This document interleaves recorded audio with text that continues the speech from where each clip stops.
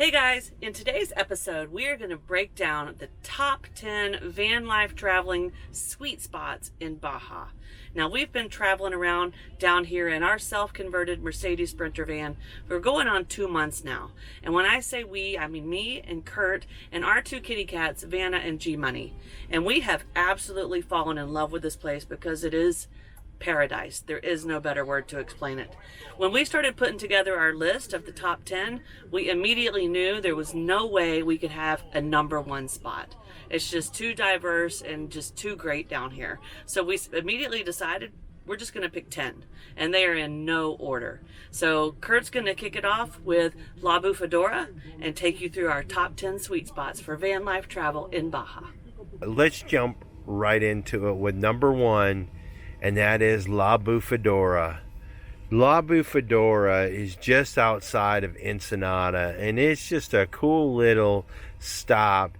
And honestly, I think it's probably main function, or the reason it's there, is when you drive in, the cruise ships bring people in from Ensenada, and it's just this cool little shopping strip of all the little trinkets and the blankets and all the different foods and drinks and things like this, similar to what you would see at any cruise ship market store.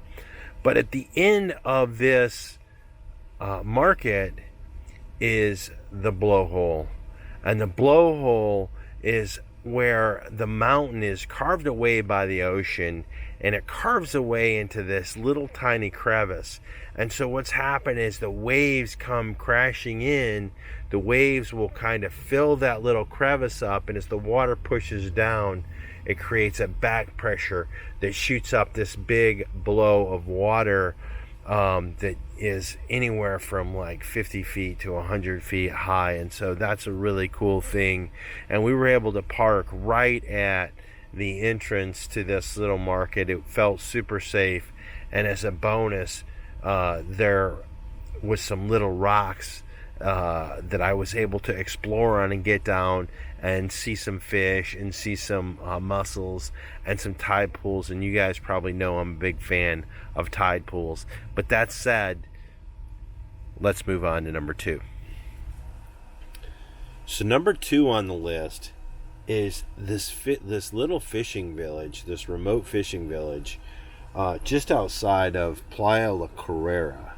And we just had an awesome time here. You know, it was a little bit of a isolated, simple fishing village. We had to drive through the Driscoll strawberry farms to get there, and when we did, it was almost as if we had our own rocky place to play on, where there was mussels, there was local fishermen, there was a sandy beach. So it really kind of had all those. We just got to, for a couple days, 2 or 3 days, we watched the local fishing village happen. We saw them catch the fish, catch the lobsters.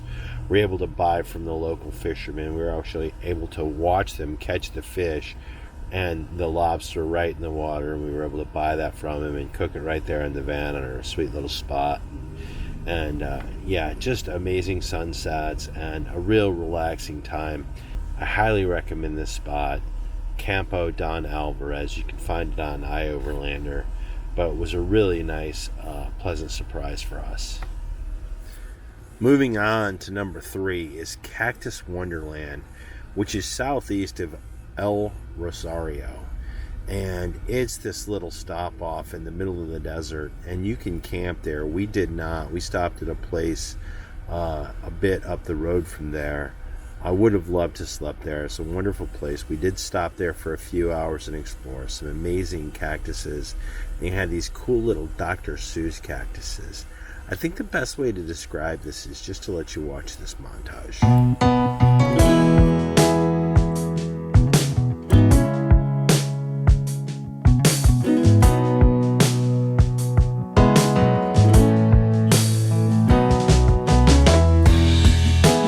My whole world has changed,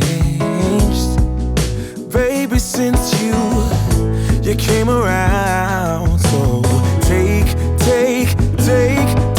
a chance on us. take a chance on us. Oh, my whole world. Hope you guys enjoyed that. Number 4 is Ojo de Libre, just outside of Guerrero Negro. And for those of you who watch our channel and maybe getting to know us, you know we love the whales, and we've been chasing the whales all the way from the San Juan Islands outside of Seattle, where we saw the killer whales, and then we first saw the gray whales in Depot Bay, and it's been our journey to follow those down here. And both Snow and I absolutely love watching the whales, and so we were able to hang out with some of the baby whales.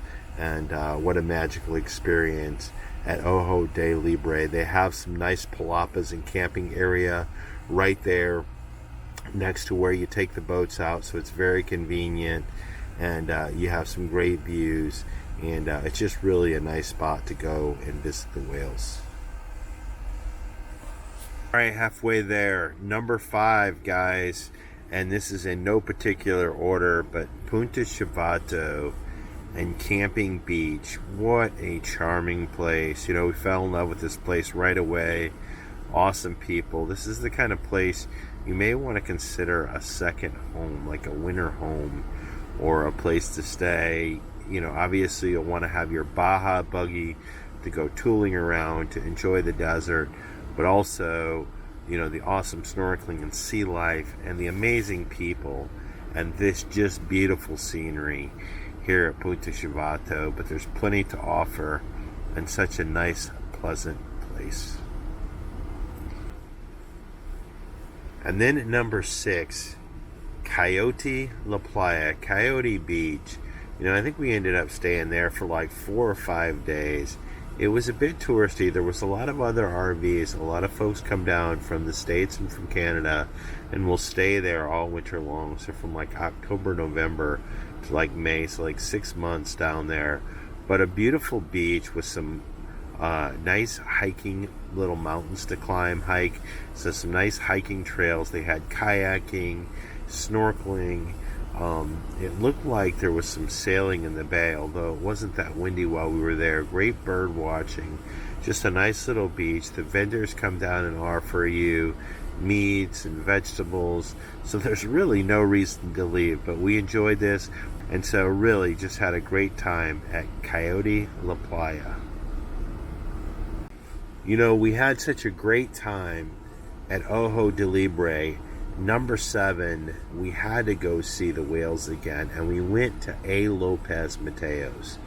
Now, we stayed at this little place at the end of the road, and it's sort of a little tourist place for the whale watching. It's actually kind of nice. They have some little restaurant stalls in there and some tour guide stalls, but you come here to go see the whales, and they put on a tour, an awesome tour, and we got to interact with the whales in a way we never thought possible, and just had the most beautiful experience. And so number 7 is Lopez Mateos.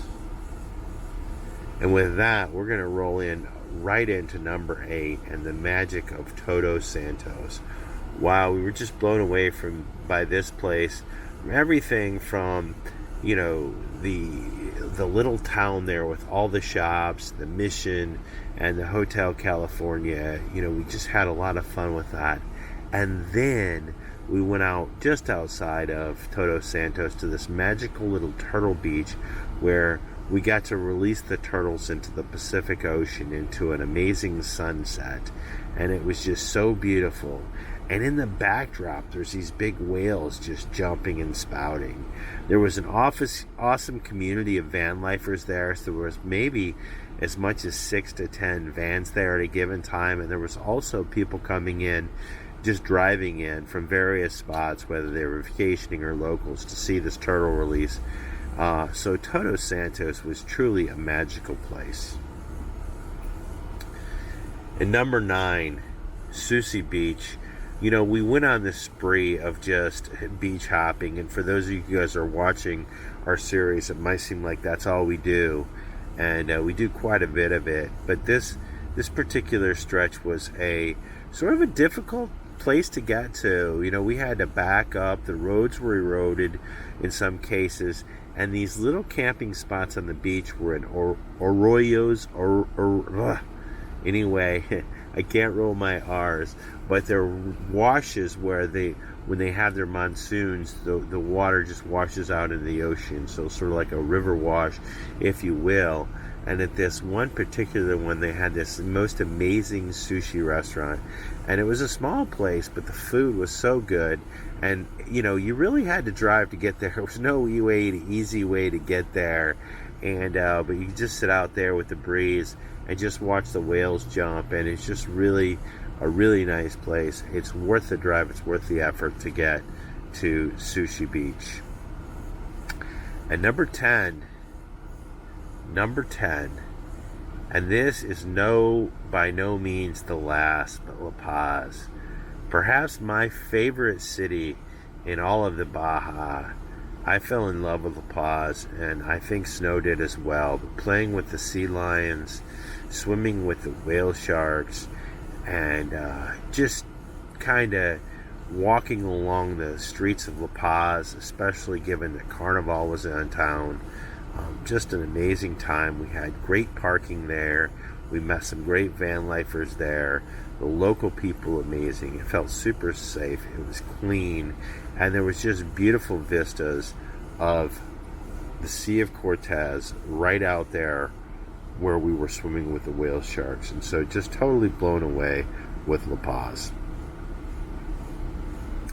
So guys, that really wraps up our top 10 favorite places. As I said in the beginning, in the intro, there's so many places that we fall in love with the Baja that to list it to 10, to hold the list to 10 is really unfair.